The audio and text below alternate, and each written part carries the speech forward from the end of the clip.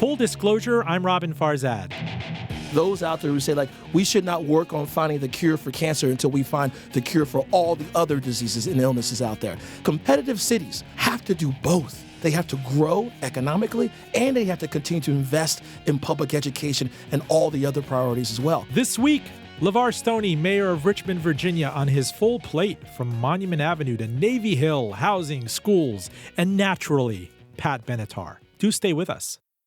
Full Disclosure airs on NPR member station VPM News, using the power of media to educate, entertain, and inspire. You could catch it also on iTunes at linkfulldradio.com. Joining me in studio in downtown RVA is none other than Mayor Levar Stoney of Richmond, Virginia. He is the 80th mayor of Richmond, Virginia. He was elected in 2016 at the young age of 35. He was previously the Secretary of the Commonwealth of Virginia. How are you, sir? I'm well. How are you, Robin? Mr. Mayor, I'm elated to have you in studio as our first new episode of the year 2020, and so many headlines to start with the Senate in Virginia changing hands. We're going to talk about this New York Times headline, really putting Richmond on the list of one of the 52 places you must visit in 2020. But before I even go there, look, elected officials are not loath to take credit for things, but I go around town telling people that the Stony Point Fashion Park was actually named for you in 2003, 13 years before you were elected. You must have been 5 years old. No, do you not ever 5 get that? years old. Yeah, I do get that sometimes. It's all about how people spell my name, right? My name is spelled Stoney.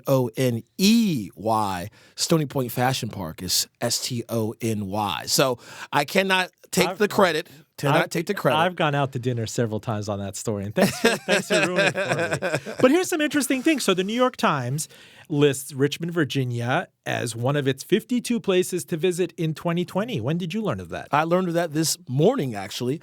I received a text message from my good friend, the superintendent of Richmond Public Schools, Jason Cameras, who just texted me the link from the New York Times with the number 32. I went and read the piece myself, and you know what? It mirrored pretty much what I usually say. What I said actually when I started running for mayor in 2016 is that I want Richmond to be known not for its Confederate past, but what we're trying to do now, what we're writing a new chapter now. I want to be known for that. And so the fact they have mentioned that Richmond is now the cultural center for all things arts, history, and culture in the Commonwealth of Virginia, that's what we've been working towards. And we are more competitive, more attractive of a city because we're more inclusive of a city. This is not your grandfather's or your great-grandfather's Richmond. This is not Richmond of 1970. It's not the Richmond of actually 2000. This is 2020. I think we get an opportunity to actually write a new chapter in Richmond's history. And guess what? That New York Times piece is just the start. So this is interesting in that this headline and these honors come literally hours after Mike Bloomberg, the former mayor of New York City, is in town to meet with you. I mean, he's obviously nominally he's a presidential candidate with the Democratic Party. What did that feel like a double dose of New York and Richmond? Hey, I love the fact that presidential candidates from both parties will likely be stopping through here in 2020.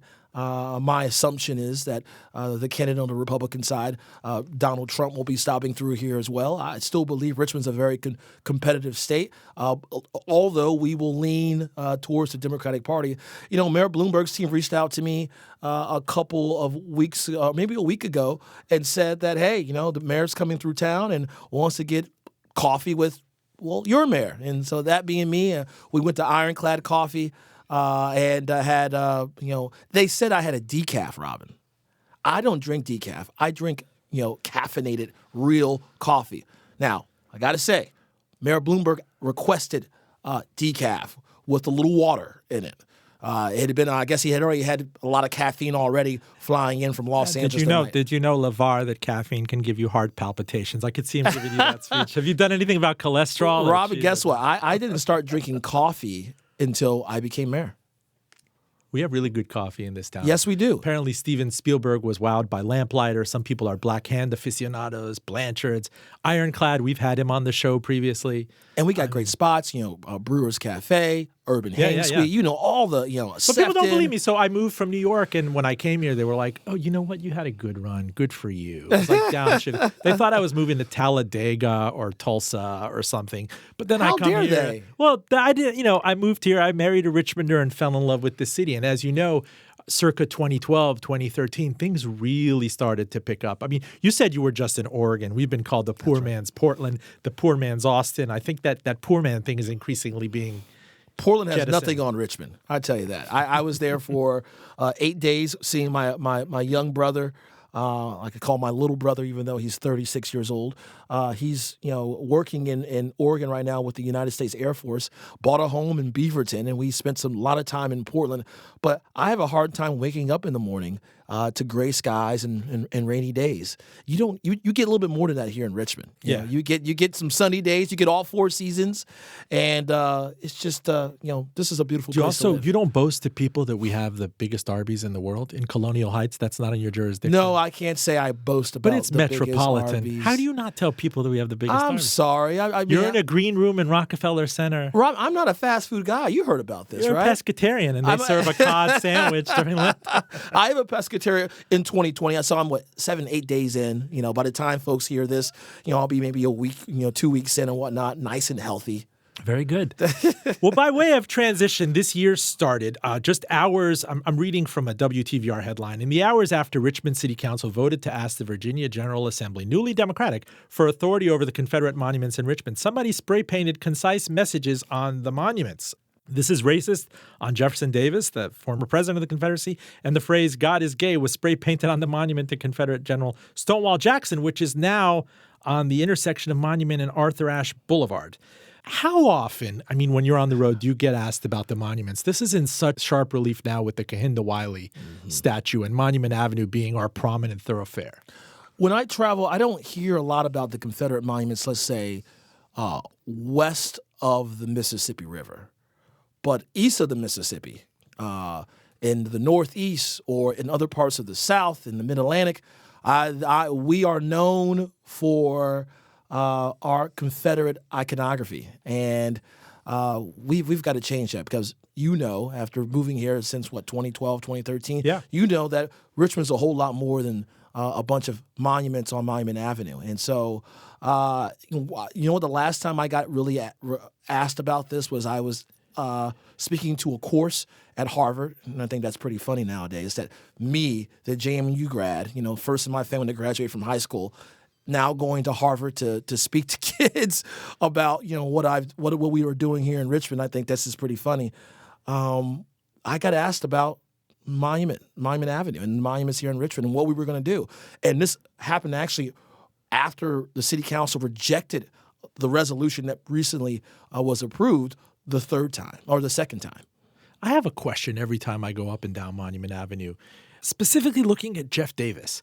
What happens if somebody under cover of night were to winch down the Jeff Davis statue? What does that kick into effect, the daisy chain of reactions? There was, the state has jurisdiction over it now, but Richmond City Council is looking to wrest that jurisdiction. Does that land on your plate? Does it become a Richmond police or a state trooper event thing? It's a Richmond problem. Here's the thing. I always want to know what Robert happens. E. Lee is that monument is owned by the Commonwealth of Virginia. We are responsible for the other monuments, okay? So let's say there was an act of vandalism like the one that occurred the other night. That is a Richmond problem. You have to clean off the spray paint? The Department of Public Works will clean the monument. And if there was any vandalism, the Richmond Police Department are the ones who will be investigating who actually did the crime. If somebody were to winch it down, though, I do wonder about that. I know it's a loaded. I think about it. He's low hanging. He is low hanging. The heavens. It's been defaced several times. It's been defaced many times. And here's the thing: we will never promote vandalism. We don't want acts of crime to occur on any of the city's properties as well. Do I believe that the monuments send the wrong message? Yes. However, that doesn't mean that city property. That means you should go out committing crimes and vandalizing properties. I'm totally against that. However, because I believe there is a legal and government way to find the removal of a solution to the removal of Jefferson Davis. And I think with the work of the General Assembly and the work of the City Council moving forward, that we can get there. How much is kind of what happened in Charlottesville on that terrible day in your mind? Like, you talk about Monument Avenue, which has the monuments in stereo, and you're talking about one or two monuments in Charlottesville and the people who showed up out of state. Suppose you go through all the statutory things to get permission to either contextualize or move down these monuments. I worry about this sometimes. I mean, the people who would descend on the avenue on Grace Street.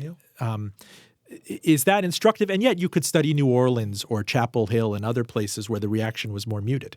For any municipal leader, it should be instructive, right? Because it's not a far-off idea. We saw that sort of reality occur just a little bit over 60 miles away in Charlottesville. And I remember where I was, and I was watching the whole thing via Twitter and streaming services of what was going on in Charlottesville, and then just thinking there are obviously there's some ramifications, some impacts of what happens in Charlottesville here. That's why I kept an eye on Charlottesville, such an eagle eye on Charlottesville. And when it comes to those sort of demonstrations, Richmond, we experience more demonstrations and protests than any other locality in the Commonwealth of Virginia. So I'm very, very proud of my police department because we know how to handle these sort of events. However, no one wishes those sort of events on their localities. And so moving forward with the potentially of removal of a monument like Jefferson Davis, we will go through a full checklist of public safety measures. We want to obviously protect one's First Amendment rights, right? The right to assembly and the right to speech. However, property and lives are our number one priority. And unlike Charlottesville, these monuments are they're right in front of people's homes. I mean, this is a corridor down a neighborhood. So they're my first priority, the people who currently live in the neighborhoods along Monument Avenue. That's my number one priority over any sort of steel, inanimate object. What I can't get my head around when I go back and look at the footage of what happened in Charlottesville, this is an open carry state. And you're not talking about just small handguns. People can carry in, I'm not sure if, AR-15s or semi-automatic things. And how is that reconciled between the National Guard, state troopers, in the event, Charlottesville police? God forbid one errant bullet or one misunderstanding happens. Who is in control of a situation like that? Well, Rob, earlier, I think right after the Charlottesville incident, we actually had some demonstrations here. We had some folks coming out of Tennessee and other parts of the country who wanted to protest our work with the Monument Avenue Commission and just just their disagreement with some of our beliefs that those monuments that removal of those monuments should be on the table. And we had the help of not just the city of Richmond's police department, but police departments in the region as well, who were on call to ensure that we can keep the peace. And the statement that I continually repeat to those who choose to come to Richmond and rally around these monuments and show their bigotry is that if you break the law, right? If you break the law or anything that's currently in the Code of Virginia, we will lock you up. We will lock you up. And I'm not playing around when it comes to that because my number one priority is to protect the lives of those who live here in the city of Richmond and the property of those residents as well. And so we will lock you up. But we're grateful for the help of those in Central Virginia, Henrico, Chesterfield, the state police as well, who all came together to ensure that we didn't have any issues on those days. One final corollary on this is, what does the Kehinde Wiley statue, Rumors of War, mean in the context of this? I mean, that really got national press. It did.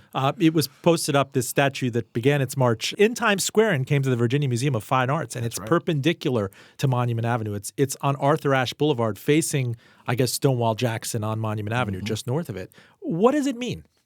Well, First, 2019 was such a great year because we took the steps to rename the boulevard for Arthur Ashe Boulevard. That was major. That was also put us on the map with national news that we're taking steps to be more inclusive, more welcoming, and also we're applying an equitable lens to the work that we're doing here in the city. And some thought that it was a waste of time or a waste of money on renaming Arthur Ashe Boulevard, but I think it was the right step for the city of Richmond. That's number one. Number two, the Kennedy Wiley statue, Rumors of War, man, being there in Times Square with Kennedy Wiley and the amazement of all the onlookers in New York that this monument showing an African-American on top of a horse, which, in the city of Richmond, there are no African Americans on top of any horses in this city. It is I think, an excellent twist on something that is, to me, so meant to be so sinister and so intimidating, and it now being a welcome guide. That statue to me is our guidepost for what Richmond can be in the future, and it's all due to Kennedy Wiley. But it was inspired by, Jeb Stuart, not too far away. On a visit here by Kennedy Wiley, he's walking down Monument Avenue. He stays an extra day and starts to walk down the avenue and sees Jeb Stuart, and it sparks this something's not right. But what Kennedy said that actually threw me off a little, I was taken aback just a little bit because we all should never assume that we're homogeneous in thought. He said that without the Jeb Stuarts or the Stonewall Jackson's monuments, there is no rumors of war. And I thought that was that intrigued me because he's correct. There would be no context for rumors of war if there wasn't a Jeb Stuart or a Stonewall Jackson. So I believe in removal. Right, I think that removal has to be on the table when we have these discussions about this sort of iconography. However, I think that if removal isn't on the table, we have to discuss how we go about interpreting some of these monuments and put them in the proper context on how did they get there, why they were put there, and who these individuals were. And I think, Kennedy Wiley's monument, Rumors of War, gives us the room to do that. It doesn't have to be a one-sided approach. It doesn't have to be a one-size-fits-all either. It can be a mix of removal and reinterpretation, and that's exactly what the Monument Avenue Commission proposed. Mayor Stoney, talk to me about the state of the party, the Democratic Party. We just reflect at Michael Bloomberg visiting you here. This is clearly a swing state. A lot of people talk about Virginia, Northern Virginia, which you have a lot of experience with being a whole different state, and you go into a place that's very much up for grabs like Chesterfield, and then you go to Southern Virginia or Southwestern Virginia. It's a whole different state. What is the state of the Democratic Party here? You have the state assembly, which just shifted hands, but dare I say that the governor is an active lame duck? He started last year with the blackface scandal. The lieutenant governor is credibly accused of rape. He has not stepped down. I don't know who the locus of control of the Democratic Party in the state of Virginia is.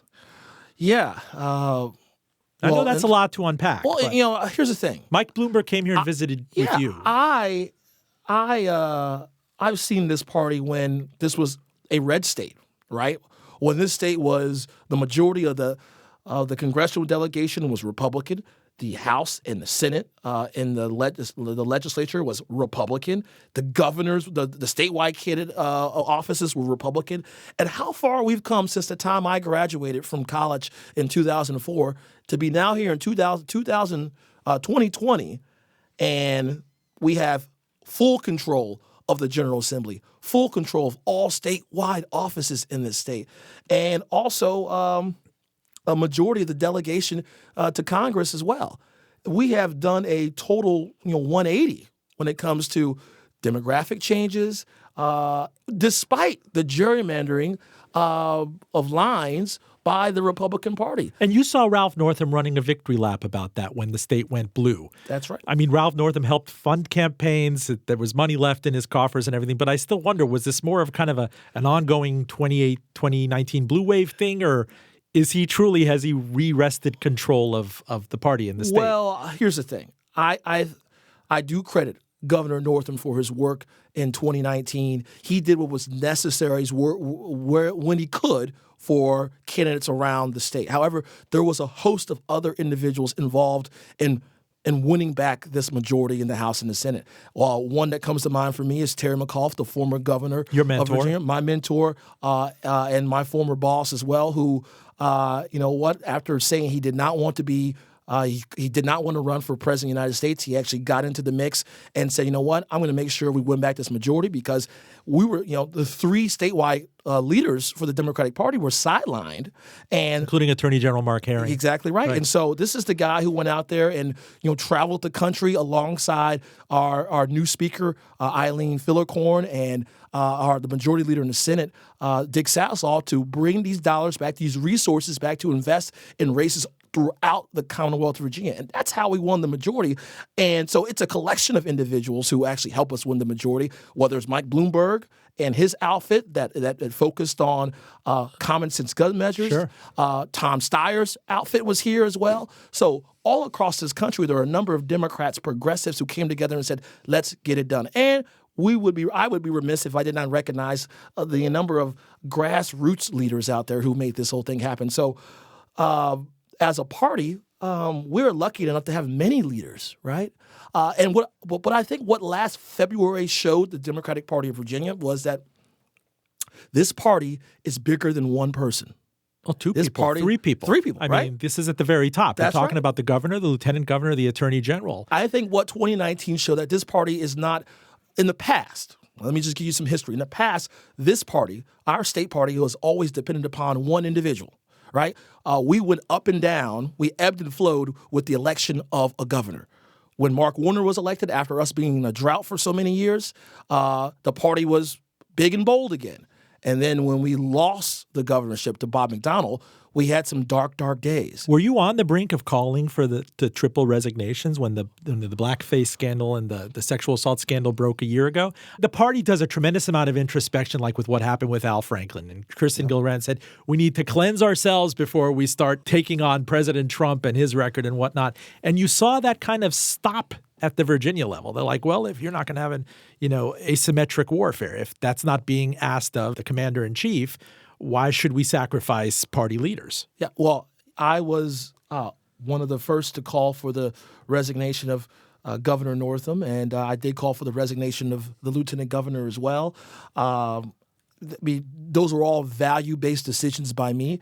And I did talk to the attorney general when his scandal broke as well. I asked all of them to do the right thing by the state party, the Democratic Party, but also most of all, they should do the right thing by the residents and the citizens of the Commonwealth of Virginia. They chose to stay in office, and as a party, as a state, we dealt with that, right? I mean, we had, it was some tough months there before finally, I think we kind of got to a place where it's obvious that these individuals aren't leaving office, and the show must go on. Right? So to pivot to the national election, when the likes of Biden or Sanders or Warren comes to town, they put their arms on whose shoulders? Is it kind of a you and Abby Spanberger type thing, Tim Kaine, Warner? I think it's the stink that's still left in the room is that if you can't meet with the governor or the lieutenant governor, that they're kind of, either shadow figures or invisible hand figures in the background. That's really problematic for a swing state of this caliber. Well, I think it still goes back to what I said, though, Robin, earlier, is that this party is bigger than three people, though, right? And luckily, we're in a position now as a state as a Democratic Party in the state that, when we only had one or two people who actually could lead the way, lead us out of the wilderness, now we're fully out. We're fully out of the wilderness with a number of leaders at both the local level, the state level, and I think that if a candidate running for president of the United States, he or she has a number of choices of people that they can lock arms with to ensure that the Democratic Party and their candidacy and their campaigns will win the presidency here in Virginia again in 2020. Full disclosure, I'm Robin Farzad. You are listening to Mayor Levar Stoney of Richmond, Virginia. He was previously the Secretary of the Commonwealth of Virginia. I believe at James Madison University, you were the first African-American male elected president of the student government? I was. I'm a student government nerd. And you haven't cracked 40 yet? No, I haven't. I'm 38. I'm a student government nerd. When I was in elementary school, I was student body vice president. When I was in middle school, I was student body president. High school, I was student body president. College, I was student body president as well. You know, leadership and civics and government have always kind of been in my blood. I'm an older brother too. I just always thought that the best vehicle to make a positive difference in people's lives was government. Now, you can do that in many, many ways. You can be a doctor. You can be a firefighter. You could be a police officer. You could be a business person. But I've always thought that the best way to do that was through government. Well, Mr. Mayor, what about the state of the party nationally right now? You know, we did an event back in 2018 at the Museum of History and Culture here called Ace the Midterms. And we asked the congressional correspondent on that night, a month before the midterm elections, aren't you amazed that there is still no clear leader, torchbearer for the Democratic Party? And now we are on the brink of the 2020 primaries, and you still can't point to one national leader of the Democratic Party. This is years after Donald Trump was elected in the most contested election. You know, things can congeal pretty quickly, as you know, and everybody's going to come to town. But I still can't tell you who leads the Democratic Party. Well, nationally. Well, I would say, Robin, we would all be remiss if we did not recognize Speaker Nancy Pelosi, though. I see her as really the leader of this party at the moment, as the third in line or second in line to the presidency of the United States, and as the first woman to ever hold this role. I think she is a true power player for the party. Now, here's the thing: I understand that the speaker's is polarizing in parts of not just this state, but also parts of this country as well. But also President Obama was a polarizing figure for some as well. I think that she is the leader of our party at the moment. Nobody is going to take Nancy Pelosi on a campaign swing through, Ohio, Pennsylvania, Michigan, Florida. I mean, yes, that will secure New York and San Francisco and whatnot for you. But again, it's not instructive if this goes back to the Electoral College and that arbitrage. Hillary Clinton took how many more million votes fundamentally in California, but this is still going to boil down to about 100,000 votes across 3 or 4 states. Yep. And is there a figure right now that's stepping forward that you believe can wrest back those Electoral College votes from the Republican Party? Well, it sounds like you're asking me whether or not I'm willing to make an endorsement yet in the presidential Feel free. I mean, this is full disclosure. You can make all sorts of... Well, you know what? As I stated earlier, with Mike Bloomberg visiting Richmond, just earlier this week, I'm still courting, or I'm being courted by the presidential campaigns. I've heard from Deval Patrick. I've sat down with Elizabeth Warren's team. I'm talking to Vice President Biden this week. I'm still trying to figure out who is the best to actually. For me, it's about electability, right? As a Democrat, someone who's worked not only as a public servant and an elected official, but also as someone who's worked in the machinery. I've helped get people elected. But hasn't it become so reductionist that we're not talking about national electability? It's talking about 3 or 4 states at this point. Yeah, and I think you're right. And to me, it's not just about like who can appeal to a white female or white male Midwesterner. It's just about who's going to get people excited to come out to vote and beat Donald Trump. Now, here's the thing. We all have benefited. This state, some of my friends who got elected to Congress in 2018 have benefited from the gift that keeps on giving, and that is the mouth of Donald Trump. We've benefited from that. And that may still, in 2020, be the motivator for a number of people to come out to vote. At the end of the day, Robin, we can't excuse the fact that this is the most unpopular president in the history of the United States of America. But he also has and he's been impeached. enormous popularity in the Republican Party. He has a huge fundraising lead. He has a stock market on his side. He has record low unemployment. The things that nominally worked for him to kind of make the leveraged case for the Electoral College, you can argue that he can even deliver more into 2020. But also, so the onus is on the Democrats to make a case. The onus is definitely on the Democrats. I don't come to here with any bias in terms of calling like it is, and that is this. The onus is on us. Anytime the incumbent is up for re-election, it is the opposing party, the opposing candidate that has to make the case that this individual should be fired. And I think the Democrats, whoever it may be, can make that case. If it's just simply behavior, obstruction, the way he is used, the federal government, that I think puts a number of American citizens at risk. The case can be made. There's enough of a record out there for any Democrat to make that case.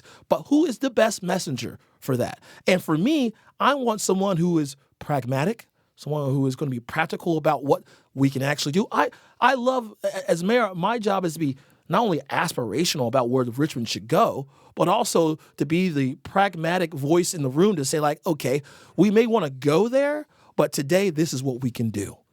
And so when it comes to a number of policies, positions that I'm hearing on the debate stage, what can we get done for the most amount of people today?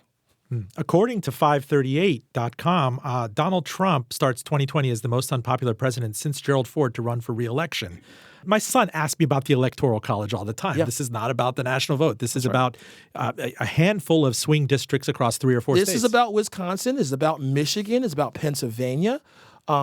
These are the sort of states, precinct by precinct, that we cannot ignore. Now, if I'm a presidential candidate, let's just say this. I think that Vice President Biden has the best shot at winning Virginia just outright, okay? If it's Elizabeth Warren or if it's Bernie Sanders, you're going to have to actually set up a campaign here in Virginia, I think, and compete with Donald Trump.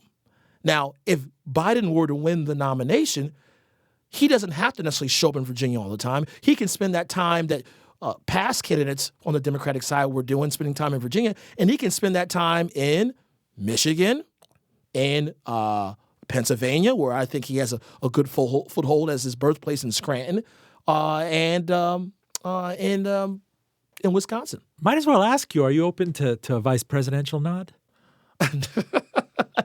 I've never cart before horse. No. I'm focused on. The nice thing is nobody listens to my show. My mother listens to my show. I thought I told you that I was running for re-election as mayor of the great city of Richmond. That's what I'm focused on. I don't think a vice presidential nod is coming my way, but you got a number of mayors running. Pete Buttigieg is running. He's a mayor. Michael Bloomberg, a former mayor as well, and so there's some opportunities for a mayor to get on the national scene. It doesn't have to be the little guy here in Richmond. Well, then let me make a sharp turn into Navy Hill, this swath of land in downtown Richmond. I was married in downtown Richmond at that Marriott back in, you were a very, very young person back in 2008. It was love in the time of financial crisis. And I remember I had no restaurants in that vicinity to recommend for my guests and everything. It was mostly pawn shops. And I said, you could go to Maymont, you could visit the Jefferson Hotel and whatnot. But now it is unbelievably gentrified. If you go through Jackson Ward and Carver and the stuff that's happened downtown and Restaurant Row on Grace Street, why, pray tell, do we need this ambitious public-private partnership, $1.5 billion Navy Hill proposal, all sorts of breaks for wealthy developers to expedite a gentrification that's bound to go to the Navy Hill neighborhood anyway? I would disagree with the premise of bound to go to the Navy Hill area anyway, because the city's been growing at a pretty good clip, over the last 3 years. We've seen about 8% growth over the last 3 years in terms of our tax valuation, right? However, so basically, neighborhoods like Scott's Addition, Manchester, neighbors you mentioned, they've been helping with that growth. However, this area of downtown, Navy Hill, 2%, a measly 2%. Why? because you have broken infrastructure. You got roads that go underneath ground or just simply stop because they run into a building. And that's why you're not really getting the sort of growth out of this area. And guess what? The city owns a lot of these parcels as well. And so for me, Navy Hill presents a excellent opportunity for us to actually go boldly into the next decade rather than being the keepers of the status quo. We can't expect this to grow organically because if it were to grow, if it was going to grow organically, it would have already done so, just like Scott's Addition, just like Manchester, but hasn't been the case. So what you need is an economic stimulus for this part of downtown. And that's what we get with Navy Hill with a $1.2 billion investment stimulus from the private sector. And then that will allow for us to actually tackle some of the challenges I think we have in the city. And that is, number one, we have the lowest unemployment rate in a generation at roughly 2.9%, but we still have 4,000 people who are looking for a job today who are just underemployed. And what Navy Hill presents us with the creation of thousands of jobs, 20,000 jobs that have been projected, and the ability to bring back $1 billion to the city in surplus revenues over the course of 30 years to tackle some of those wicked challenges. Well, like let's step back education. for our listeners outside of Richmond. Is the linchpin here, the centerpiece is the Richmond Coliseum. Yes. It's had its heyday, but I'm thinking Harlem Globetrotters. 1971. Harlem Globetrotters v. Washington Generals. I mean, it's a rusted tin can. My daughter went to the final. Rusted tin can, huh? I think you could get a lot in terms of scrap metal if you Yes, just you take could. it down, and Yes, maybe you could. that alone could redevelop the entire neighborhood. There's a medical examiner's office back there. It is dated. It is abortive. It did not work. But this idea is that the CEO and chairman of Dominion is leading a developer group to effectively Northern Virginia-ize that area, right? Northern Virginia. Yeah, you would have a March Madness caliber arena for concert venues to not overlook Richmond. You would have a great hotel space, restaurants and everything. And the idea is that city administrators said that they expect the project to generate an estimated $500 million in additional funding for schools over the next 3 decades. Right. Davenport, which is the city's financial advisor, projects that the Navy Hill project will generate a total of more than $1 billion in net general fund revenue over 30 years after the area bond debt is paid. So having said that, why didn't it excite the animal spirits of more private investors? Why was there just one investor that stepped up and said, I'll do it, and with financial aid? There's multiple investors involved in this. This is not just private, not just private cash. It's also financing involved, and it involves a number of different investors. Now, there's one development group involved in this, and this was we had an RFP, a competitive bid process as well. And the reason I think that we only had one development team actually step up because I'm not going to lie. I drove a hard bargain with the request for proposals. In that RFP, I said, you know what? If you want to do this, you're going to have to do it without the help of the city's general and moral obligation. And in projects past, projects out that will remain nameless, well, like, the Redskins Training Center, we used the city's general moral obligation. Now, those are the dollars I need to use to build new schools and build new roads. And I will not sacrifice those dollars to build arenas. And so with this project, they brought this sort of investment and equity to the table to do it. I don't know if too many outfits can actually make something like that happen. For what it's worth, commission members found that, and I'm reading from Richmond Magazine, that the project, quote, poses a risk to the city's general fund and future dollars for Richmond public schools, and that the cost of the Navy Hill development parcels and the impact of the project on school funding and the city's general fund were not reasonably estimated, close quote. As you know, we had your school's chief, Jason Camrus, on right now, and this is desperate situations. You bring in a world-class schools chief, and it's a matter of, have nothings versus the haves. Mm-hmm. And how do you, from a kind of a Maslow's hierarchy level, how do you even begin to mull something like this when you have not taken care of the schools? Well, I see that's, Is that a fallacy? I think we have begun work. We fully funded Richmond Public Schools in the 2020 budget, right? $37 million in new money, $19 million for maintenance and capital repairs, $18 million invested in our teachers, and then also in closing the academic the achievement gap. That's the most money ever invested in Richmond Public, or most money invested in Richmond Public Schools in a generation. For those out there who believe that, we can't do anything out of as a city until we fix the schools. It's like those out there who say, like, we should not work on finding the cure for cancer until we find the cure for all the other diseases and illnesses out there. Competitive cities have to do both. They have to grow economically, and they have to continue to invest in public education and all the other priorities as well. But there is a chicken and egg. You know why? Richmond, Virginia, the capital of the Commonwealth of Virginia, the headquarters for all things state government, we are, number one, landlocked. Unlike cities across the Northeast and in the Midwest, we can't annex counties and create more and more tax base. We're landlocked. So all you can do is grow up. And also, second to that is that as a home of state government, many of our parcels in Richmond are tax exempt. 30% of our land is tax exempt. Really? 60% of the land downtown tax exempt. We lose out on $55 million in tax revenue each and every year. So we have to grow. It's really in city affairs. It's either you grow or you die. And I choose to be ambitious and say, you know what, this is a plan for growth. But beyond just the buildings and an arena and a new 500-room hotel, this has to be about people as well. This is not just the largest economic development project. This is the largest economic empowerment project. So to what end? Why haven't we hit up Henrico and other regional beneficiaries of this project more? I mean, that's a valid criticism. This is not just a Richmond project. That's a valid question.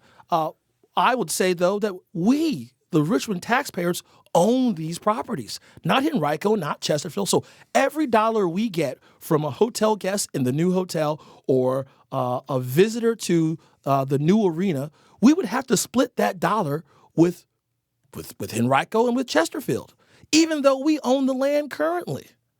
So I am very they don't come to Richmond and ask us if we want to be a part of any new development in Short Pump. They don't ask us that. They don't ask us or any new development in Chesterfield. That doesn't happen.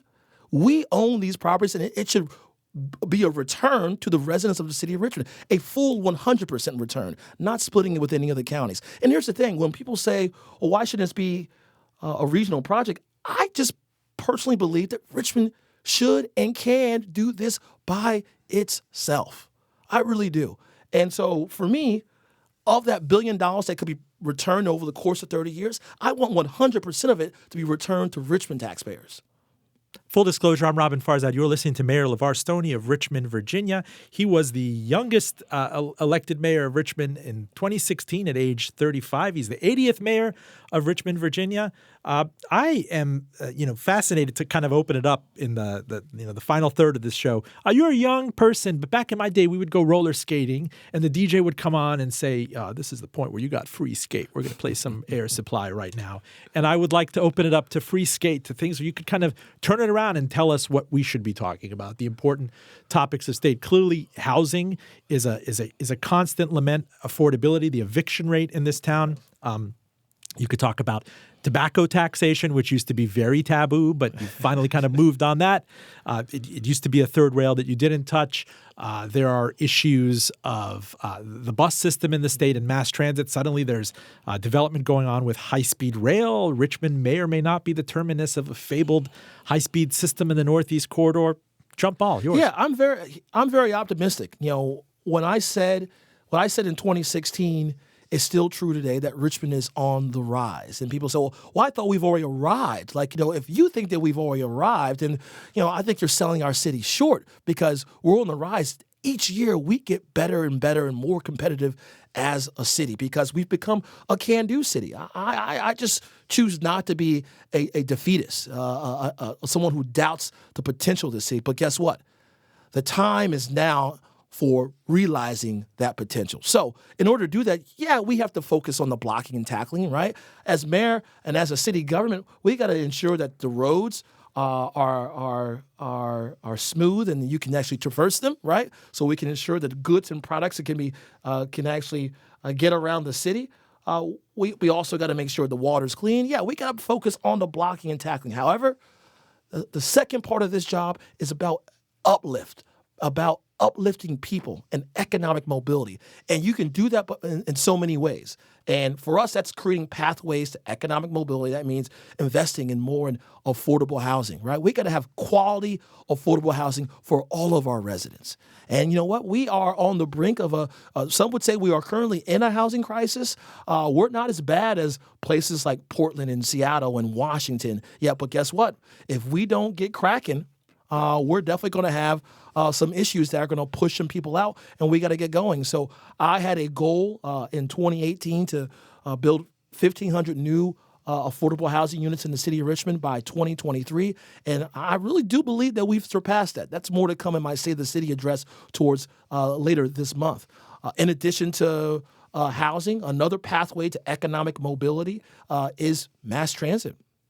I'm very, very proud of the work we've done with GRTC in ensuring that there's a more reliable route, a more reliable and faster route for folks to get from home to work and vice versa. We launched the Pulse in 2017, right?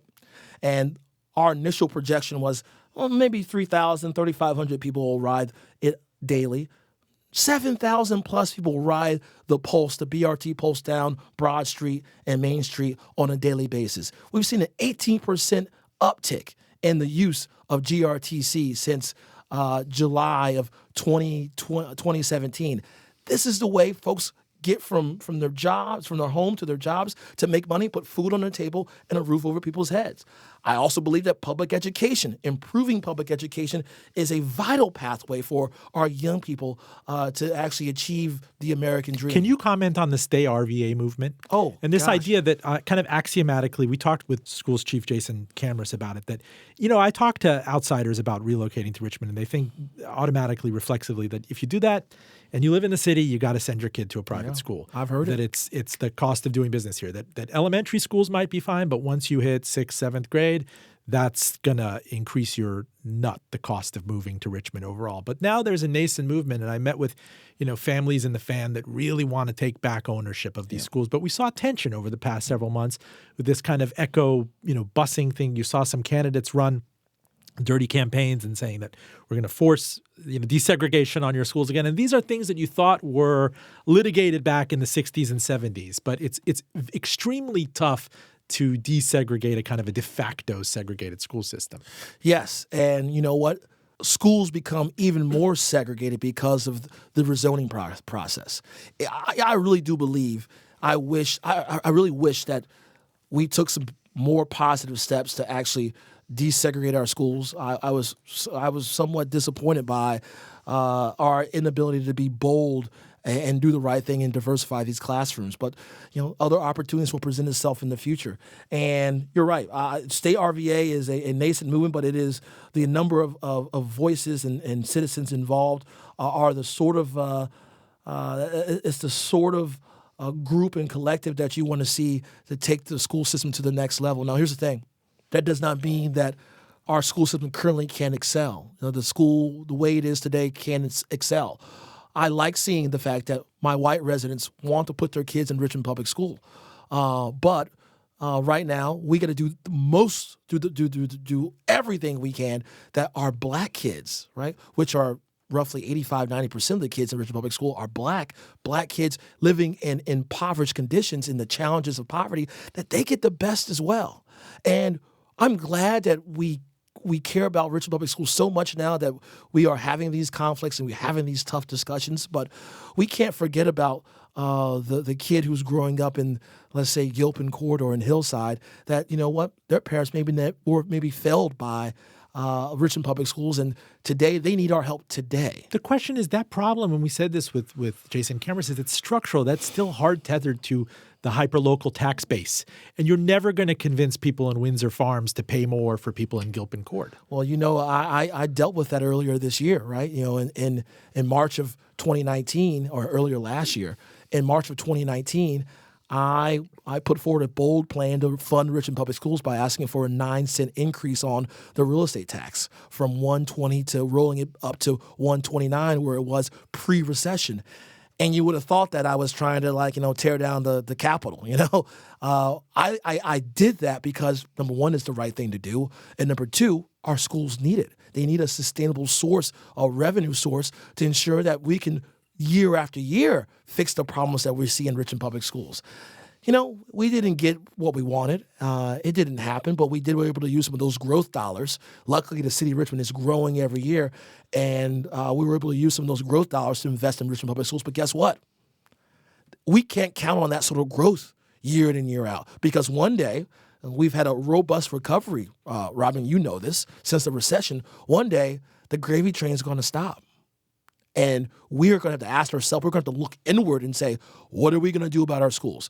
We're going to continue to beg the state and advocate for more dollars from Richmond Public Schools, but we have to look inward and take full responsibility on what kind of community we want to be. Do we want to be a top 10 community for people to visit, a la what's going on with the New York Times today? Or we're going to be a top 10 community where people want to live. And in order to do that, you got to invest in your schools. So the frustrating thing, it's almost like wresting the bone from the dog's mouth when you had to pass the meals tax, to make a case for the schools. And I remember you holding up, 2 nickels or 2 pennies. 2 pennies. That met with a tremendous amount of hostility from the RVA dine restaurant communities. Like, why are you taking it out of our high? It's like, why didn't you go up against Altria immediately? Why didn't you go up against Dominion or one of these other players? There's a tremendous kind of, Michael Paul Williams said it on our show. It's like the whataboutism. What about them? What about them? What about them? And it's decidedly zero-sum. I see a failure across the country to say that we're doing this to up the entire city's game. You talk to a private school parent in the Windsor Farms area and the River Road corridor, they're like, well, I already pay rich property taxes, and I pay $30,000 to send my kid to St. Chris or Collegiate. Why are you triple jeopardying me? I think we have to recognize that what one Richmond really means, it means that we're in this together. Right? If you live in Windsor Farms or you live in Malvern Gardens or if you live in Hillside or if you live in Mosby, we're in this thing together as Richmonders, right? And unfortunately, we have Richmond as a city has been able to live on as a place of two Richmonds, right? Between the have and the have-nots. And I have to, number one, find the revenue in places where I can. And you know what, Robin? Yes, we asked the dining community, we asked patrons of our restaurants, those who are coming in from Henrico and Chesterfield and other places beyond, to pay more. And we got 3 new schools being erected around the city of Richmond, some that were in dire need. We went to those who consume cigarettes and tobacco. We said, you know what? We're going to add 50 cents to your purchases now in the city of Richmond. We did that. And then lastly, this is still a really cheap place to buy smokes. Oh, yes, it's one of the smuggling yeah. capitals. Are you comfortable standing up to Altria or Dominion? Hey, we got 50 cents, didn't we? Hey, my job is to put Richmonders first. Right. And so, Altria and those, and also convenience store owners were very upset with me. Sure. I've had restaurateurs upset with me as well. I've been yelled at restaurants. I heard you've been kicked out of a restaurant. I've been yelled and kicked out of restaurants before. Right. And I've been yelled at by residents who live in, pretty well-off areas of the city and, in places like the Rising Churchill or in Windsor Farms who said they didn't want to pay more. And I stood by the kids in this city because I think they deserve more. Yeah, we got a lot of, our tax rate is a little bit higher than our friends in Henrico and Chesterfield, but there's a reason for that. Chesterfield and Henrico don't have 21.8% poverty. Chesterfield and Henrico also don't have a city that's landlocked and 30% of your land is tax exempt, right? That's why Navy Hill for me is so important, because it's us creating revenue for ourselves, growing up and using this arena to be a magnet for investment and being a catalyst for even more investment that will provide some uplift to real people here in the city. And, my fear is when we don't do things like Navy Hill, where's the city going to be 10 years from now? Because what all it's going to do is push off the decision point on we need more taxes. I've done it. I've asked for economic growth. I've asked to raise taxes as well on 3 occasions. I've asked the state for more and more money each and every year. The one thing I refuse to do is to cut deeper and deeper into the operations of City Hall, because the potholes have to be filled, the roads have to be paved, the water has to be clean, and the grass has to get cut. You do point out that when you ran for mayor in 2016, Richmond's poverty rate was 26%. It's now dropped to below 22%. I've always wanted to ask you what most moves the needle on that. If there's one thing that in your experience in rolling up your sleeves and, as Secretary of the Commonwealth of Virginia, that you get most bang for your buck, most bang for the effort, what is it? You know what? I think it's a combination of the work that we do with the Office of Community Wealth Building, which is providing pathways to economic mobility, essentially training the workforce, particularly those who may have had an encounter with the criminal justice system and got a scarlet F on their chest, a felony conviction, getting them trained up, skilled up to get some of the quality jobs that are coming to Richmond now. With us being such a desirable place to live, that means that the private sector employers are investing in the city. And with that investment, I want our people to be the ones in the front of the line to get that sort of employment. So I credit the private sector, and I also credit, what we do with the Office of Community Wealth Building as well. We have like I said, a low unemployment rate. But that unemployment rate is different for Black and brown people who live in the city, those who live in the East End and in South Richmond. Those are the ones in need of they're the ones who are in need of opportunities, and that's what projects like Navy Hill create. I have a crazy idea for you, and you never get the chance really to share this with the mayor. But, every time I'm at my son loves the flying squirrels, and every time I'm at Who doesn't love the flying squirrels? I mean, it's a really well-run program. He congratulates you on bringing the All-Star game here, which, we had our own player from the Flying Squirrels win MVP in that. But every time I'm in there and I'm thinking about the great brewery scene in Scott's Addition, look, we lost the Richmond Braves and we have the Richmond Flying Squirrels right now. How about we sabotage them and we go for Milwaukee single A team and we call it, wait for it, the Richmond Microbrewers. Tax revenue. And none of the Navy Hill people are going to oppose it. You make them sound like micro machines, they're come on, they're microbrewers, the microbrewers, the Milwaukee microbrewers. I like flying squirrels. I'm sorry, I thought I had my big. I like flying squirrels. The San Francisco Giants affiliate from the Boulevard to the Bay. I mean, come on, we're closer to Milwaukee. The Boulevard to the Bay. That's interesting. Arthur Ashe Boulevard to the Bay. Hey.